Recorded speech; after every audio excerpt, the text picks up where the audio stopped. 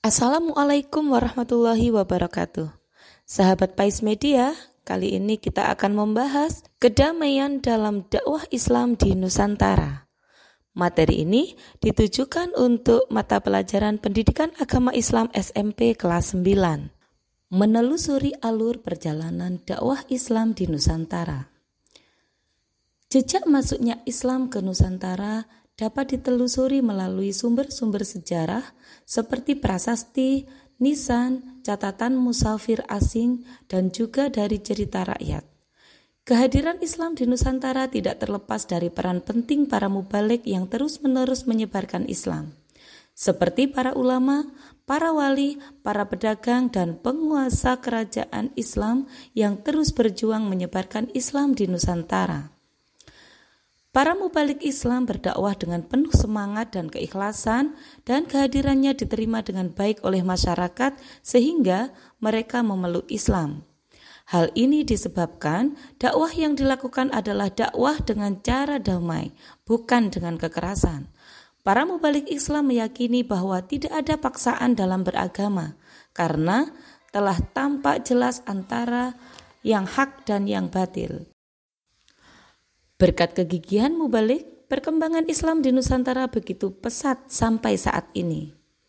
Proses masuknya Islam di Indonesia berjalan secara bertahap dan melalui banyak jalan. Menurut para ahli sejarah, teori-teori kedatangan Islam ke Indonesia adalah sebagai berikut. Yang pertama adalah teori Mekkah. Menurut teori Mekkah, maksudnya Islam ke Indonesia adalah langsung dari Mekkah atau Arab pada abad pertama Hijriah atau abad ke-7 Masehi. Yang kedua, teori Gujarat. Menurut teori Gujarat atau India bagian barat, masuknya Islam ke Indonesia berasal dari Gujarat pada abad ke-7 Hijriah atau abad ke-13 Masehi di bawah pedagang Gujarat yang telah memeluk Islam dari orang-orang Arab bermadzhab Syafi'i. Yang ketiga, teori Cina. Menurut teori Cina, kedatangan Islam ke Indonesia berasal dari para pedagang Cina yang sudah mendapatkan ajaran Islam. Hal ini dibuktikan dengan adanya masjid-masjid tua yang bernilai arsitektur Islam atau Tiongkok di berbagai tempat di Pulau Jawa. Semua teori tersebut semakin memperkaya khasanah keilmuan tentang sejarah Islam di Nusantara. Sejak masuk pada abad ke-7 Masehi, Islam terus berkembang dengan pesat di bumi Nusantara sampai sekarang. Berikut hasil penelusuran sejarah perkembangan Islam di Nusantara, antara lain perjalanan dakwah Islam di Sumatera. Wilayah Nusantara yang mula-mula dimasuki Islam adalah pantai barat Pulau Sumatera dan daerah Pasai yang terletak di Aceh Utara. Penyebaran Islam dilakukan oleh para saudagar Arab yang hilir mudik berdagang dari Mesir, Persia, Gujarat, dan Cina. Di pulau ini berdiri kerajaan Islam yang pertama, yaitu Kerajaan Islam Perlak atau Perlak dan Kerajaan Samudra Pasai. Kerajaan Perlak berkuasa di sekitar wilayah Perlak, Aceh Timur pada tahun 1112 Masehi. Samudra Pasai terletak di pesisir timur Laut Aceh, Kabupaten Lok Sumawe atau Aceh Utara sekarang. Samudra Pasai merupakan kerajaan Islam pertama di Nusantara dengan rajanya Sultan Malik Al-Saleh yang meninggal pada bulan Ramadan tahun 696 Hijriah yang diperkirakan bertepatan dengan tahun 1297 Masehi. Kawasan Aceh yang strategis dan berada di pintu masuk Selat Malaka menjadikan Aceh sebagai tempat pertemuan para pedagang dari berbagai daerah di Nusantara dan para pedagang dari luar negeri, khususnya para pedagang Islam. Dengan demikian, Samudra Pasai semakin berkembang dalam bidang politik, ekonomi, dan kebudayaan.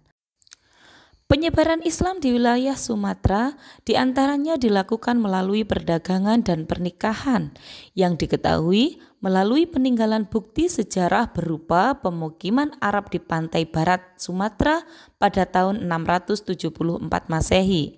Dan yang kedua, koloni orang-orang Arab di Sumatera Barat pada tahun 694 Masehi. Selain melalui perdagangan dan pernikahan, penyebaran Islam ke daerah Sumatera juga dipengaruhi oleh perjuangan dan dakwah dari wali-wali atau ulama yang ada pada saat itu, seperti Syekh Baharuddin dari Sumatera Barat, Raden Rahmat dari Sunan Ampel, Minak Kumalabumi, Sumatera Selatan, Kesultanan Riau, Kesultanan Siak, Kerajaan Indragiri, Kesultanan Riau di Riau pada tahun 1818 Masehi. Perjalanan dakwah Islam di Jawa. Penyebaran Islam di Pulau Jawa diketahui dengan ditemukannya nisan makam Siti Fatimah binti Maimun di daerah Leran atau Gresik yang wafat tahun 1101 Masehi. Kemudian pada abad 13 ditemukan nisan makam Muslim di Trowulan yang terletak berdekatan dengan kompleks makam para bangsawan Majapahit. Pertumbuhan masyarakat Muslim di sekitar Majapahit sangat erat kaitannya dengan hubungan pelayaran dan perdagangan yang dilakukan oleh orang-orang Islam yang telah memiliki kekuatan politik dan ekonomi di kerajaan Samudra Pasai dan Malaka. Untuk masa-masa selanjutnya, pengembangan Islam di tanah Jawa dilakukan oleh para ulama dan mubaligh. Mereka kemudian terkenal dengan sebutan Wali Songo atau Wali Sembilan. Yang pertama Sunan Maulana Malik Ibrahim atau Syekh Maroko yang diduga berasal dari Persia dan menetap di Gresik. Sunan Ampel atau Raden Rahmat menetap di Ampel, Surabaya. Yang ketiga Sunan Bonang atau Raden Maulana Magdun Ibrahim, putra dari Raden Rahmat, ia tinggal di Bonang, dekat Tuban. Yang keempat Sunan Giri atau Prabu Satmata atau Sultan Abdul Fakih yang semula bernama Raden Paku, menetap di Bukit Giri dekat Gresik. Yang kelima, Sunan Derajat atau Syarifuddin, juga putra dari Sunan Ampel dan menetap di Derajat. Sunan Gunung Jati atau Syarif Hidayatullah atau Syekh Nurullah atau Faletehan berasal dari Pasai, sebelah utara Aceh yang menetap di Gunung Jati, Cirebon. Sunan Kudus atau Ja'far Shodiq, putra dari Raden Usman Haji yang bergelar Sunan Ngandung di Jipang Panolan, menetap di Kudus. Yang kedelapan, Sunan Kalijogo. Nama aslinya Raden Mas Syahid. Beliau adalah putra Tumenggung Wilatikta, Bupati Tuban yang menetap di Kadilangu dekat Demak. Yang kesembilan, Sunan Muria atau Raden Umar Said adalah putra dari Sunan Kalijogo, menetap di Gunung Muria, Kudus. Para mubaligh terus menyebarkan Islam dan menjadikan Islam terus berkembang.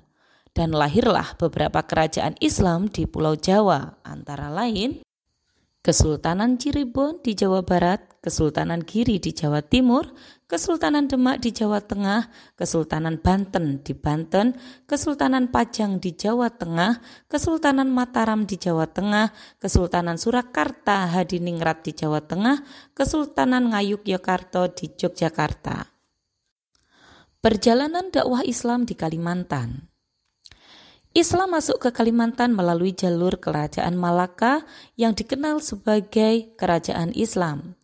Jalur lainnya adalah melalui dakwah dari para mubaligh yang dikirim dari tanah Jawa.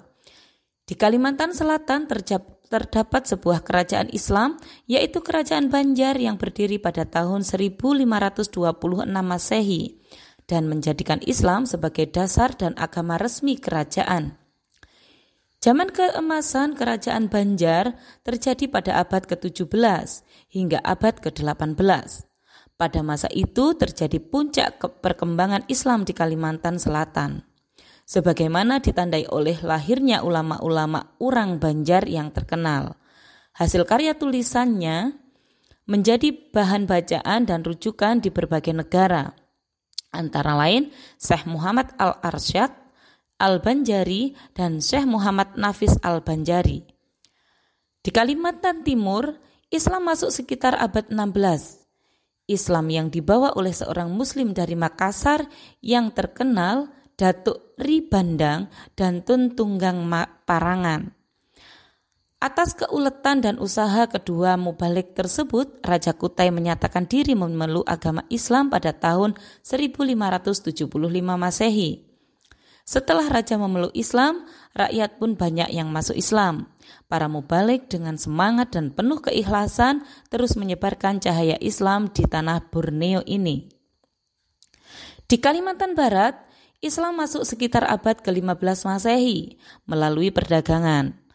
Pembawa Islam pertama bernama Syekh Hussein, seorang Arab atau dengan nama lain beliau Syarif Abdurrahman Al-Qadri, putra dari Syekh Hussein. Diceritakan bahwa Syarif Abdurrahman Al-Qadri adalah putra asli Kalimantan Barat. Di Kalimantan Tengah, momentum penyebaran Islam terjadi semenjak Pangeran Samudra masuk agama Islam pada tahun 1526. Sebelum masuk Islam, masa itu terjadi perang saudara antara Pangeran Samudra dengan Pangeran Tumenggung. Menyadari akan kekuatan lawan yang bakal dihadapi sangat tangguh, Pangeran Samudra minta bantuan ke kerajaan Islam Demak agar mau membantunya berperang. Kerajaan Demak bersedia membantu, tapi dengan syarat bila menang nanti raja dan rakyatnya mau masuk agama Islam. Pangeran Samudra menyetujui syarat tersebut, hingga akhirnya peperangan dimenangkannya. Pada tanggal 24 September 1526, jadi raja. Namanya pun diganti menjadi Sultan Suryansyah.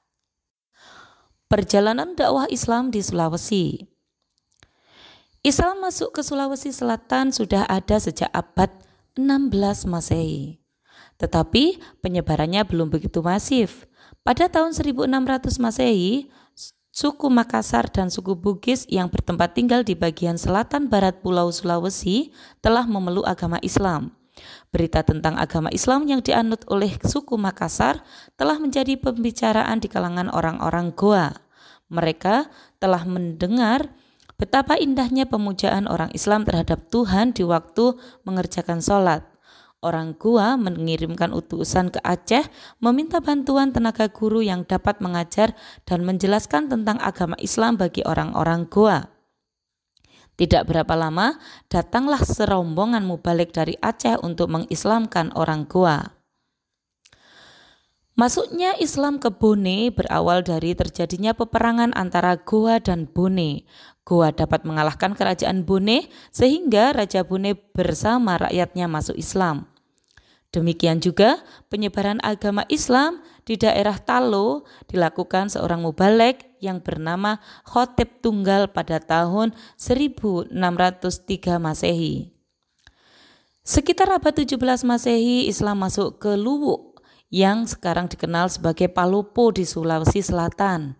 Kerajaan-kerajaan kedautan Islam Luwuk saling terkait dengan dua kerajaan besar lainnya di Sulawesi, yakni Goa dan Bone. Sehubungan ini pula yang memungkinkan Islam masuk ke wilayah Sulawesi. Apabila menelusuri jejak sejarah Islam di Sulawesi Selatan, tentu akan berkaitan dengan kedatangan tiga mubalik dari Minangkabau, yakni Datuk Ri Bandang, Datuk Ri Tito, dan Datuk Ri Patimang pada abad ke-17 Masehi. Selain itu, para mubalik banyak berjasa dalam menyebarkan dan mengembangkan agama Islam di Sulawesi seperti Khotib Tunggal, Syekh Yusuf Tajul Khalwati Tuana Samaklaka, dan Sultan Alauddin Raja dari Kesultanan Goa. Para mubalik terus menyebarkan Islam sehingga lahirlah beberapa kerajaan Islam di Pulau Sulawesi, antara lain Kesultanan Buton, Kesultanan Goa, Kerajaan Bone, Kerajaan Luwuk, Kerajaan Wajo, Kerajaan Banggai, Kerajaan Gorontalo, dan Kerajaan Bolang. Perjalanan dakwah Islam di Maluku. Sejarah masuknya Islam di Pulau Maluku sejalan dengan keberadaan Maluku yang terkenal sebagai gudang rempah-rempah yang mengundang kedatangan pedagang muslim dari Pulau Jawa ke provinsi ini. Sambil berdagang, mereka mengenalkan Islam kepada masyarakat lokal di Maluku. Kepercayaan animisme pun sedikit demi sedikit mulai memudar di Maluku. Kerajaan Ternate adalah kerajaan terbesar di kepulauan ini. Islam masuk ke wilayah ini sejak tahun 1440 Masehi. Raja Ternate pertama yang diketahui memeluk agama Islam adalah Raja Kolano Marhum dan diikuti oleh seluruh kerabat kerajaan dan pejabat istana. Kerajaan Islam lainnya di kepulauan ini adalah Kerajaan Tidore yang wilayahnya cukup luas, meliputi sebagian wilayah Halmahera, pesisir barat Kepulauan Papua, dan sebagian Kepulauan Seram. Ada juga Kerajaan Bacan dan Kerajaan Jailolo yang juga dipengaruhi oleh ajaran-ajaran Islam dalam pemerintahannya. Penyebaran Islam ke daerah Maluku juga dipengaruhi oleh perjuangan dan dakwah dari para mubaligh atau ulama yang ada pada saat itu, seperti Sultan Zainal Abidin, seorang raja Kesultanan Ternate, Syekh Mansur, salah satu pedagang dari Arab di Tidore, Datuk Maulana Hussein, pedagang dari Jawa. Para mubaligh terus menyebarkan Islam sehingga lahirlah beberapa kerajaan Islam di Pulau Maluku, antara lain Kesultanan Ternate di Maluku, Kerajaan Tidore di Maluku Utara, Kesultanan Bacan di Kabupaten Maluku. Selain kerajaan atau kesultanan tersebut, masih banyak lagi berdiri kerajaan Islam atau kesultanan lainnya di Pulau Maluku. Perjalanan dakwah Islam di Papua. Sejarah masuknya Islam di tanah Papua, terutama yang berada di bawah Kerajaan Bacan, dibawa oleh para pedagang sekaligus mubaligh Bacan. Melalui jalur damai perdagangan ini, Islam semakin dikenal terutama di kota-kota pelabuhan.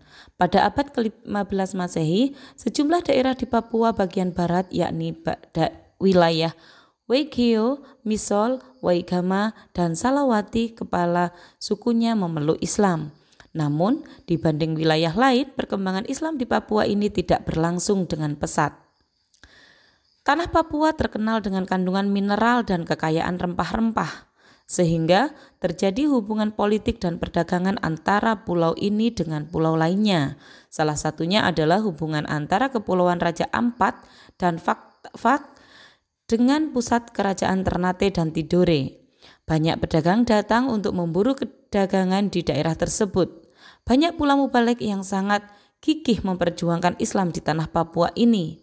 Salah satunya adalah Habib Muhammad Asghar. Sahabat Pais Media, demikian tadi jalan-jalan kita di alur perjalanan dakwah Islam di Nusantara. Sampai jumpa di pertemuan yang akan datang. Assalamualaikum warahmatullahi wabarakatuh.